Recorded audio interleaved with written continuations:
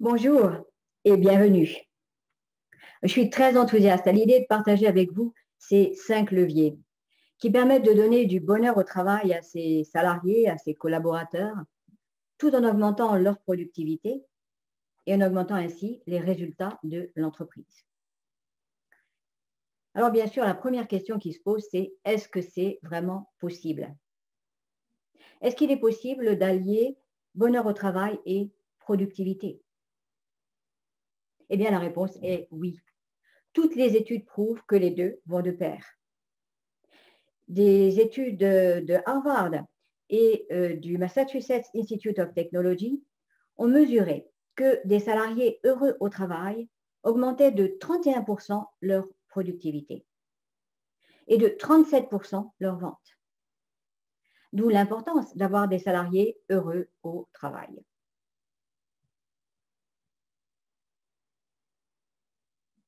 Et ces 5 leviers le permettent. D'où viennent-ils ces 5 leviers? Eh bien, ils proviennent de nos 30 années d'observation et d'expérience dans le domaine de la formation, corroborés par des milliers d'études qui ont été réalisées par d'éminents chercheurs dans le monde entier. Des études qui portent sur la motivation, sur les conditions et les effets du bonheur au travail, sur l'efficacité personnelle, sur la productivité. Des études d'ailleurs qui ont été récompensées par de nombreux prix. Je citerai certaines de ces études au cours de la vidéo.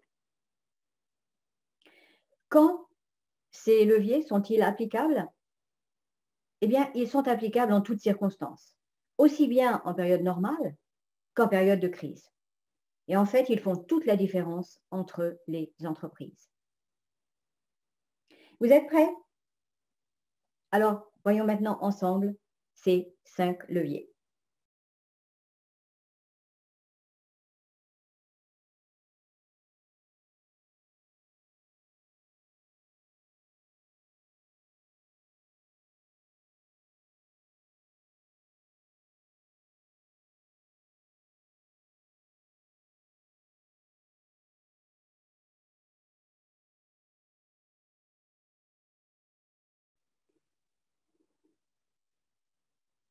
Premier levier, donner du sens.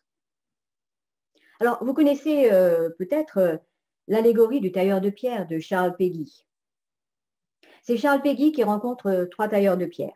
Et puis, il leur demande, qu'est-ce que vous faites? Le premier répond, je casse des cailloux. Et il est sombre, il est morose, il fait son travail de manière mécanique. Il a de la rage en lui. Le deuxième répond, je gagne ma vie. Lui est un peu plus serein, un peu plus méthodique. Et puis le troisième est enthousiaste. Il est plein d'ardeur dans son travail, il est consciencieux, appliqué, il fait du bon travail et du travail de qualité. Et il répond, moi, je bâtis les cathédrales. Vous voyez, ça fait toute la différence. D'ailleurs, ça a été très bien résumé par le docteur Philippe Rodet et par Yves Desjacques, le directeur des ressources humaines d'un grand groupe, dans leur livre Le management bienveillant. Et voilà ce qu'ils ont écrit. Le sens, c'est ce qui permet de passer du labeur de tailleur de pierre à l'enthousiasme du bâtisseur de cathédrale. Ça veut tout dire.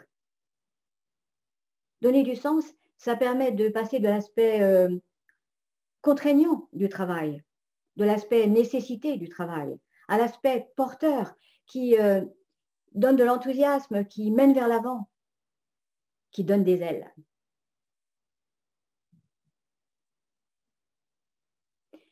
D'où l'importance de donner du sens à leur travail, à vos salariés, à vos collaborateurs, en leur expliquant pourquoi ils font tel ou tel travail ou telle tâche, quel est l'objectif, ce à quoi ça va mener et quel est son sens, non seulement au niveau de l'entreprise, mais également au niveau de la société en général. Et plus le sens sera élevé et plus les salariés seront motivés, enthousiastes, productifs. Et donc, plus ce sera bénéfique également pour les résultats de l'entreprise.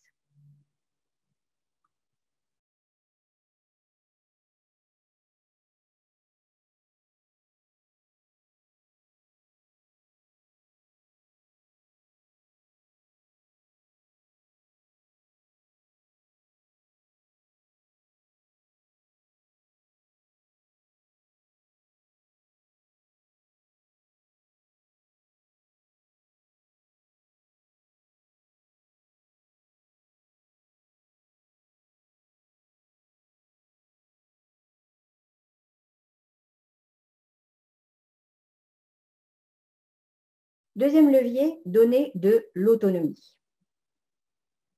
Alors, est-il préférable de donner de l'autonomie à ses salariés, à ses collaborateurs, ou bien est-ce qu'il vaut mieux les encadrer dans des limites strictes pour faire leur travail? Eh bien là encore, toutes les études prouvent que l'autonomie est facteur de motivation et qu'une forte motivation ne peut venir que dans un état d'autonomie. Ce sont des résultats qui ont été obtenus notamment par les professeurs Ryan et Deci dans leurs études sur la motivation. Des études qui sont basées sur les résultats obtenus par des milliers de chercheurs dans des centaines de laboratoires dans le monde. Leurs études ont donc prouvé que l'autonomie accroissait la motivation, qu'elle permettait une meilleure compréhension conceptuelle, qu'elle augmentait la productivité et qu'elle permettait un mieux-être psychologique des salariés. Et des chercheurs de l'université Cornell aux États-Unis ont suivi 320 entreprises, dont la moitié accordait de l'autonomie à leurs salariés et l'autre moitié avait des méthodes de management, de direction traditionnelles. Et quels ont été les résultats? Eh bien, les entreprises qui accordaient de l'autonomie à leurs salariés avaient un taux de croissance 4 fois plus élevé et un taux de rotation du personnel 3 fois moindre.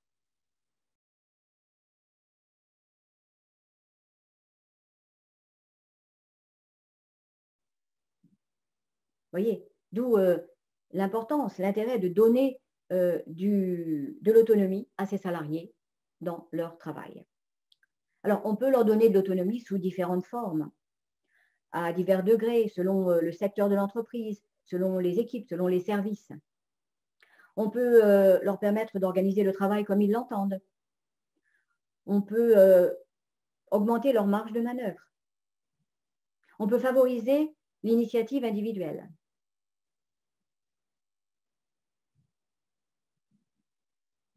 Le télétravail également représente une forme d'autonomie bénéfique dans la mesure où il est bien accepté par les salariés. Et également,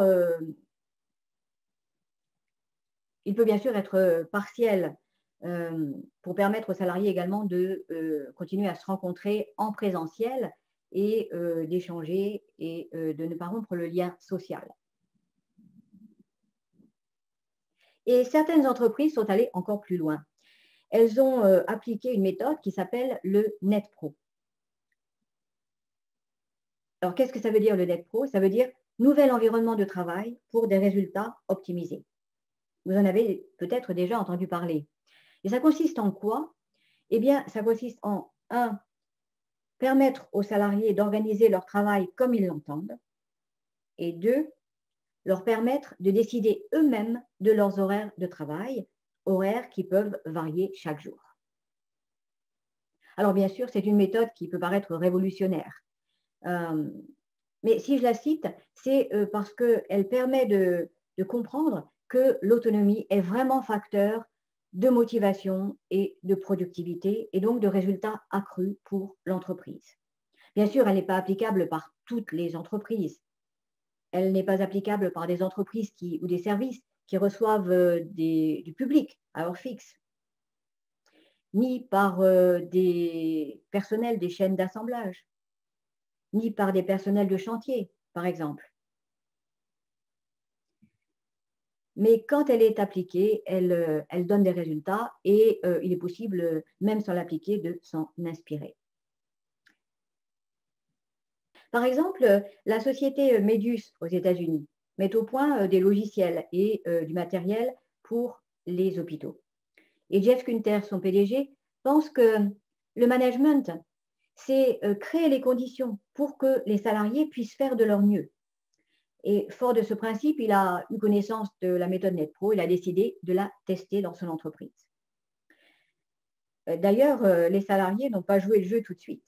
Ça leur a pris plusieurs semaines avant de trouver leur rythme de travail. Mais une fois que ça a été fait, Jeff Gunther s'est aperçu que ses salariés étaient moins stressés, qu'ils étaient plus productifs et que les résultats de son entreprise s'amélioraient. Alors, il a continué de tester encore pendant quelques temps et au bout de 3 mois, il a décidé d'adopter de manière définitive cette méthode.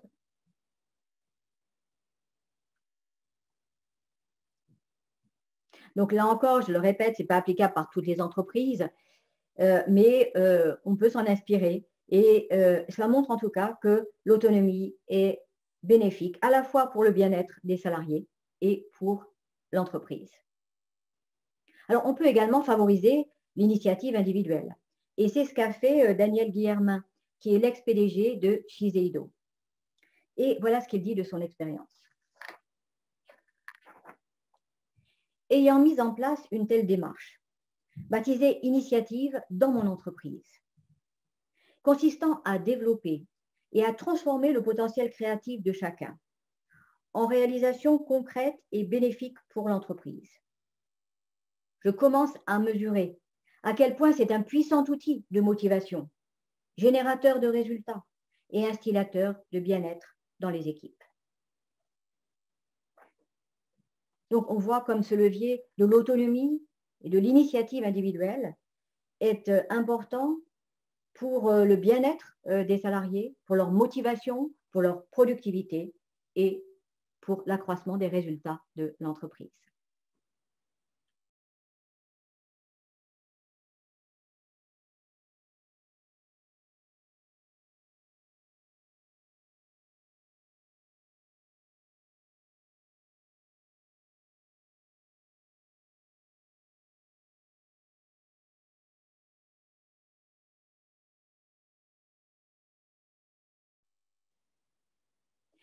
Troisième levier, fixer des objectifs à un juste niveau. Alors, quel est le niveau d'objectif optimal? C'est une question importante parce que ça va être déterminant pour l'adhésion des équipes à cet objectif et donc à leur motivation, à leur performance et à l'atteinte de cet objectif. D'après Peter Drucker, qui est ce grand expert en management qui est mondialement connu, les objectifs doivent être atteignables et réalistes. Mais ça veut dire quoi, atteignable et réaliste? Eh bien, ça veut dire des objectifs ni trop bas, ni trop élevés. Trop bas, ce n'est pas motivant pour les salariés, il n'y a pas de challenge. Et trop élevé, c'est stressant, c'est anxiogène, c'est démotivant, décourageant. Ça peut même paralyser les équipes. Et puis, ça ne crée pas un bon climat, des bonnes relations.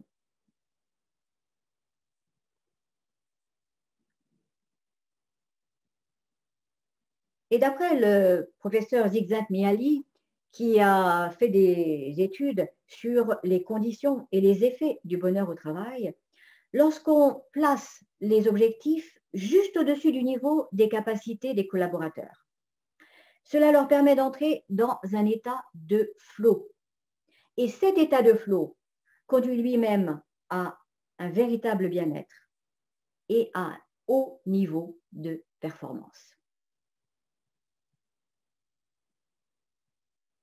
Alors, comment est-ce qu'on sait que c'est le bon niveau d'objectif? Eh bien, cet objectif doit être acceptable et accepté par les équipes. Dans ce cas-là, les équipes vont adhérer à cet objectif, vont être motivées par cet objectif et vont donc pouvoir entrer dans cet état de flow et performer. Alors, il faut comprendre que des objectifs qui paraissent inatteignables à des salariés ont 3 effets négatifs. Le premier, c'est que ça décrédibilise le manager ou le dirigeant. Parce que les salariés pensent que le dirigeant ou le manager est déconnecté de la réalité. Le deuxième effet négatif, c'est que ça conduit au désengagement des équipes. Les équipes ne comprennent pas comment on peut leur donner des objectifs aussi élevés, aussi inatteignables. Et donc, elles baissent les bras, elles se désengagent. Et puis, troisième élément négatif, ça ne permet pas de réunir les conditions pour un bon travail d'équipe.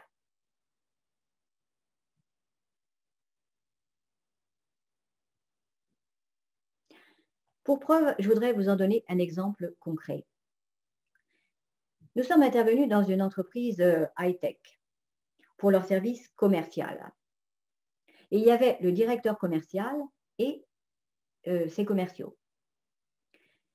La problématique, c'était justement que les objectifs qui avaient été fixés par la direction étaient perçus comme inatteignables par les commerciaux.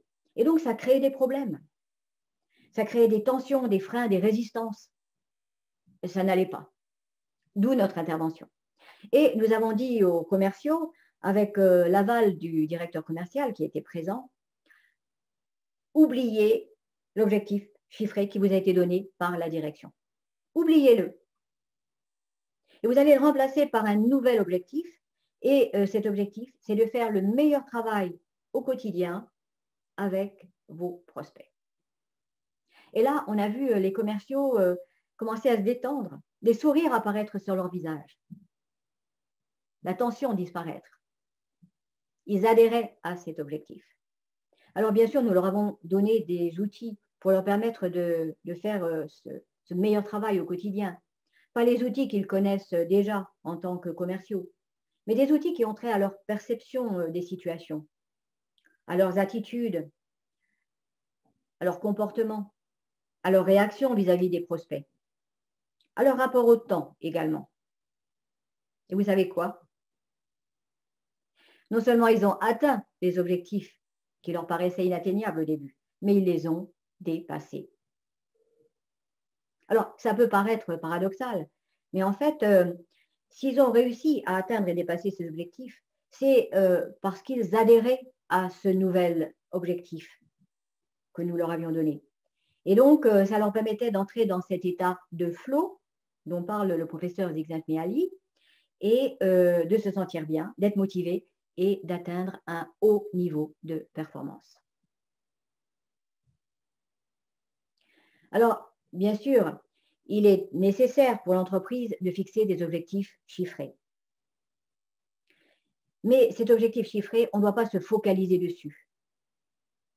Parce que sinon, ça va se faire au détriment du travail. Et vous êtes bien d'accord que cet objectif, il appartient à l'avenir. Et que pour atteindre cet avenir, eh bien, on doit revenir au présent et travailler au présent. Et lorsque l'objectif chiffré est à un juste niveau, eh bien, les équipes vont adhérer à cet objectif et donc entrer dans l'état de flow, être motivées et performer. Et donc, atteindre cet objectif.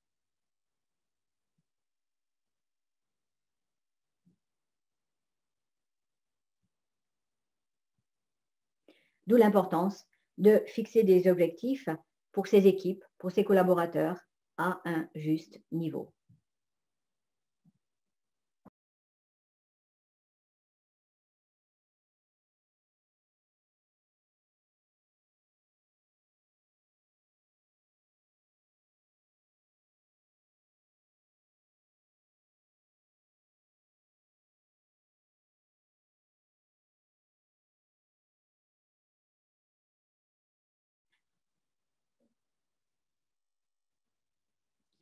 Quatrième levier, encourager, valoriser ses collaborateurs, ses salariés.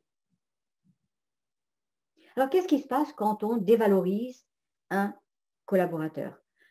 Comment se sent-il? Il se sent mal, bien sûr. Et les études ont prouvé que lorsqu'on dévalorise un collaborateur, il se sent de moins en moins capable. Il se démotive et à la fin, il fait effectivement du mauvais travail. Et ces mêmes études ont montré que lorsqu'on encourageait ses collaborateurs, lorsqu'on les soutenait, lorsqu'on leur montrait qu'on avait confiance en eux pour accomplir leur travail ou telle tâche, ils s'amélioraient et ils progressaient. Alors, ça a d'abord été constaté auprès d'élèves dans des écoles.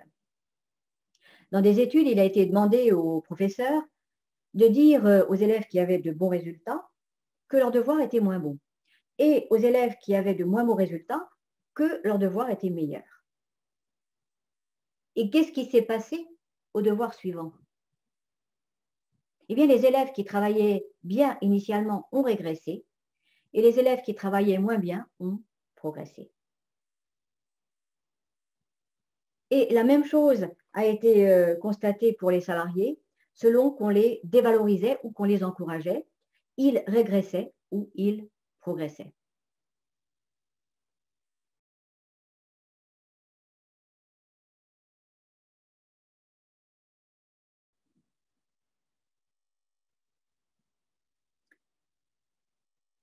Cela renvoie d'ailleurs au sentiment d'efficacité personnelle de chacun.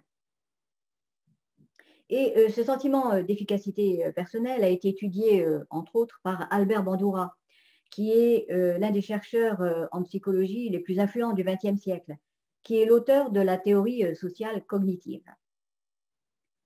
Et donc, d'où vient ce sentiment d'efficacité personnelle?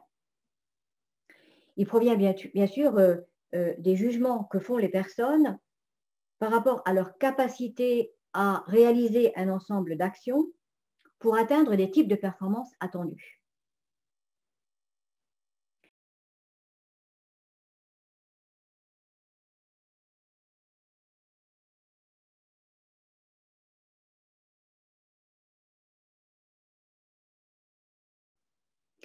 Et ce sentiment d'efficacité personnelle, il est basé sur quoi?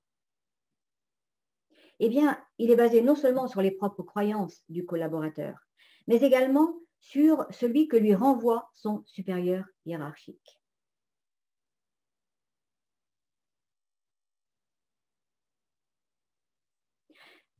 D'où l'importance d'encourager, de valoriser ses collaborateurs, ce qui va permettre d'augmenter son sentiment d'efficacité personnelle, alors que les dévalorisations vont venir diminuer ce sentiment d'efficacité personnelle.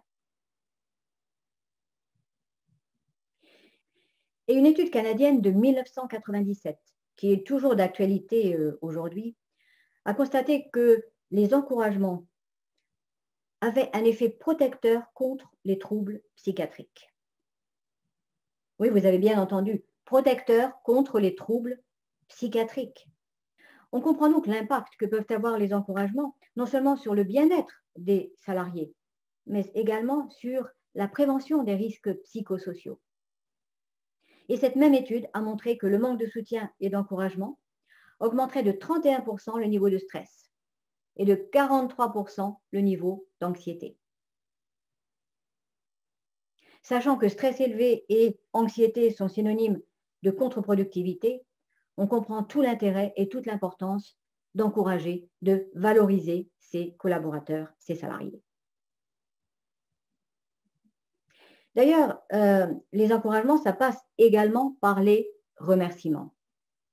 Vous avez peut-être déjà entendu dans certaines entreprises, certains salariés dire: il n'y a aucune reconnaissance dans cette entreprise. On ne me dit jamais merci, même pour un travail bien fait. Et ça donne quoi? Et ça donne des salariés amers, pleins de ressentiments. Est-ce qu'ils vont être motivés? Est-ce qu'ils vont être enclins à donner le meilleur d'eux-mêmes dans ces conditions? Sans doute pas. D'où l'importance de remercier ses collaborateurs.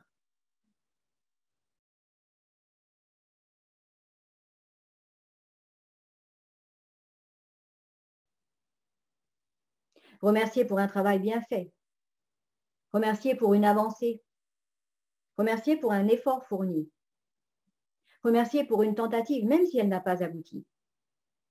Et remercier, bien sûr, ses équipes lorsqu'elles ont atteint les objectifs. En fait, encourager, valoriser, c'est permettre l'émergence du meilleur chez ses collaborateurs. Encourager, valoriser, remercier, c'est le sésame qui permet non seulement d'accroître le bien-être de ses salariés, mais également leur productivité et donc les résultats de l'entreprise.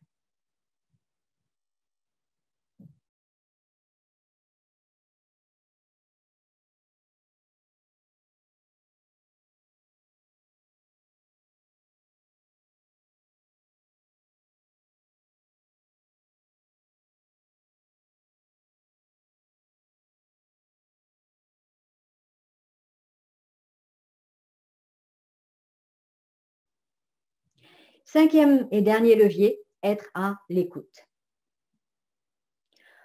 Alors, pourquoi être à l'écoute? Oui, pourquoi en fait? Eh bien, parce que c'est une mine d'or. Les salariés sont bien placés pour savoir ce qui ne marche pas dans leur travail, les pistes d'amélioration, les problèmes auxquels ils sont exposés.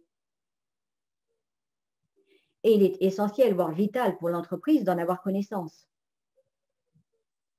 pour pouvoir exploiter certaines de ces idées qui vont permettre d'innover ou d'améliorer les produits, les services, les méthodes. Et pour avoir connaissance, bien sûr, des problèmes pour pouvoir y remédier. Alors, être à l'écoute, ça implique 5 choses. D'abord, bien sûr, c'est d'être ouvert.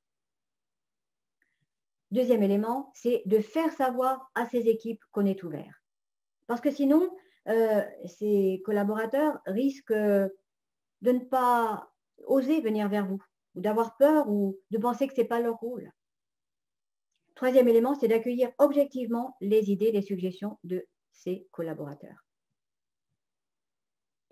Même si ces idées et ces suggestions vous paraissent irréalistes ou utopiques. Parce que si on répond à ces suggestions, à ces idées en faisant preuve de mépris ou de condescendance ou d'ironie, eh bien, le salarié ne va pas se sentir bien, il va se sentir humilié, il va se sentir rejeté. Et ça ne va pas conduire à des bonnes relations ni à sa motivation. Quatrième élément, c'est donner une réponse au salarié. Alors, si la réponse est positive, il n'y a pas de souci. Mais qu'est-ce qui se passe si la réponse est négative? Est-ce qu'on n'a pas tendance à l'oublier, à la mettre de côté, voire à l'ignorer? Et que va penser le salarié? Eh bien, il va penser que ses idées ne sont pas prises en considération, qu'il n'est pas pris en compte. Et donc, il ne reviendra pas vers vous s'il a d'autres idées, euh, des idées qui pourraient être bonnes cette fois-ci pour l'entreprise. Et puis, cinquième élément, c'est d'encourager le salarié à revenir vers vous s'il a une autre idée. Lui dire, par exemple, on n'a pas pu retenir votre idée cette fois-ci, mais surtout, n'hésitez pas à revenir vers moi si vous avez une autre idée. Et là, le salarié, il va se sentir bien, il va se sentir accepté, valorisé, motivé. Et s'il a une nouvelle idée, eh bien, il reviendra vers vous. Et cette idée pourrait cette fois-ci être bénéfique pour l'entreprise. Alors, je vous disais tout à l'heure que être à l'écoute, c'est une mine d'or. Et je voudrais vous en donner un exemple. Dans nos formations intra-entreprise, nous demandons aux participants d'apporter une idée d'amélioration, quelle qu'elle soit. Ça peut être une amélioration dans les produits, les services, les méthodes. Et d'ailleurs, à chaque fois, tous les participants viennent effectivement avec une idée. C'est vous dire la richesse sous-jacente qui existe là. Et donc, en l'occurrence, nous sommes intervenus dans une entreprise industrielle pour leurs services clients et financiers. Et il y avait le manager et son équipe. Et l'un des participants a déclaré, eh bien, je me suis aperçu qu'en modifiant la méthodologie, l'entreprise pouvait économiser 80 000 euros. 80 000 euros par an, ce n'était pas négligeable. Alors, pourquoi le collaborateur n'en avait-il pas fait part à son manager? Peut-être que le manager était ouvert, mais qu'il n'avait pas fait suffisamment savoir à ses collaborateurs. Et donc, ce collaborateur n'a pas osé venir vers lui, ou bien qu'il a pensé que ce n'était pas son rôle. Vous voyez, d'où l'importance d'être à l'écoute.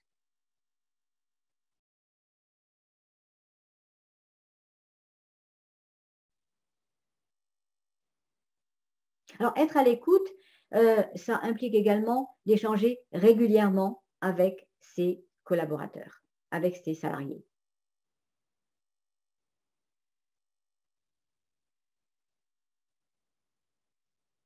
Alors, ça veut dire quoi? Eh bien, ça veut dire s'intéresser à eux. Ça veut dire aller vers eux, leur poser des questions. Comment ça se passe dans votre travail? Avez-vous des difficultés avec ce dossier? Ça se passe bien avec ce client? Vous voyez, l'objectif, ce n'est pas de les juger, bien sûr. L'objectif, c'est de sentir le pouls de vos équipes et de déceler si tout va bien et si un collaborateur a des difficultés et s'il a besoin d'aide et de soutien. Et également d'avoir connaissance des problèmes dans l'embryon avant qu'ils deviennent une montagne et qu'ils soient plus difficiles à solutionner.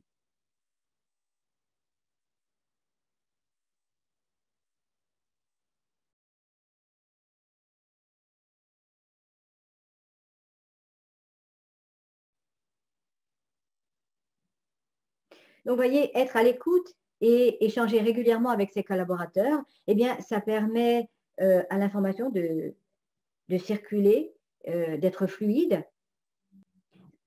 Ça permet également de valoriser ses collaborateurs et d'avoir accès à cette mine d'or que représentent leurs suggestions, leurs idées, qui peuvent te permettre d'améliorer, d'accroître les résultats de l'entreprise.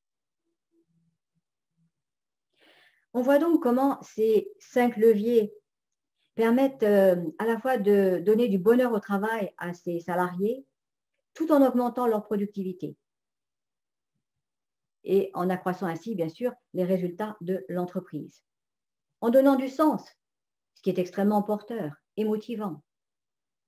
En donnant de l'autonomie, ce qui permet d'accroître la motivation et donc la productivité des salariés.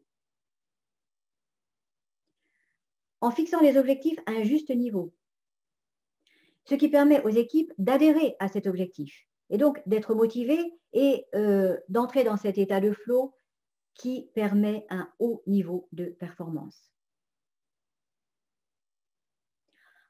En encourageant, en valorisant ses collaborateurs, ce qui permet d'accroître leur sentiment d'efficacité personnelle et donc d'accroître leur productivité et les résultats de l'entreprise. Et puis en étant à l'écoute et en échangeant régulièrement avec ses collaborateurs, ce qui permet d'avoir accès à cette mine d'or que représentent les idées, les suggestions des collaborateurs. En outre, ces 5 leviers favorisent la loyauté et permettent la fidélisation de ses collaborateurs, de ses salariés. Ça leur évite d'avoir envie d'aller voir ailleurs, voire de passer à la concurrence. Et quand on connaît le coût de la formation d'un nouveau salarié, en termes d'argent et en termes de temps également, parce qu'il ne connaît pas les produits, il ne connaît pas les services, les méthodes, il doit donc se familiariser avec. Eh bien, on comprend tout l'intérêt, toute l'importance de garder des collaborateurs, des salariés qui connaissent bien leur travail et qui font bien leur travail au sein de l'entreprise. Alors bien sûr, pour être efficace, ces 5 leviers doivent être appliqués de manière sincère. Et puis pour avoir des résultats optimaux, il convient de les appliquer tous. Cela implique également qu'on adhère aux valeurs qu'ils sous-tendent, à savoir l'humain. Mais quand on les applique, les résultats des équipes peuvent changer du tout au tout en quelques semaines. Donc, je vous invite à partager vos résultats avec nous. Et si vous souhaitez accompagner un de vos collaborateurs à l'application de ces leviers, nous donnons des formations inter-entreprises à distance, durant lesquelles nous donnons des outils uniques d'ailleurs, qu'on trouve nulle part ailleurs, mais qui ont fait leur preuve depuis près de 30 ans que nous les enseignons. Des outils donc qui permettent aux salariés d'accroître leur bien-être au travail, tout en accroissant leur productivité. Et si vous souhaitez former des équipes ou des services, nous donnons des formations intra-entreprise que nous adaptons d'ailleurs au contexte de l'entreprise. Ça peut être des équipes croisées. Nous avons par exemple formé des directeurs d'unité d'un grand groupe qui avait des unités dans plusieurs pays du monde.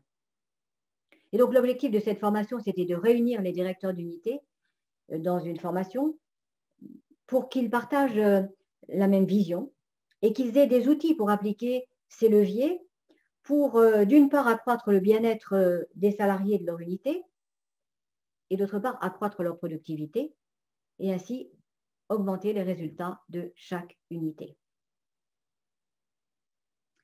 Si vous souhaitez avoir des informations complémentaires, eh bien vous pouvez aller visiter notre site web www.worldeducation.bizland.com. L'adresse du site sera d'ailleurs affichée à la fin de la vidéo. Et sur le site, vous aurez nos coordonnées pour nous contacter. D'ailleurs, n'hésitez pas à me contacter si vous avez des questions ou si vous souhaitez échanger sur ces 5 leviers.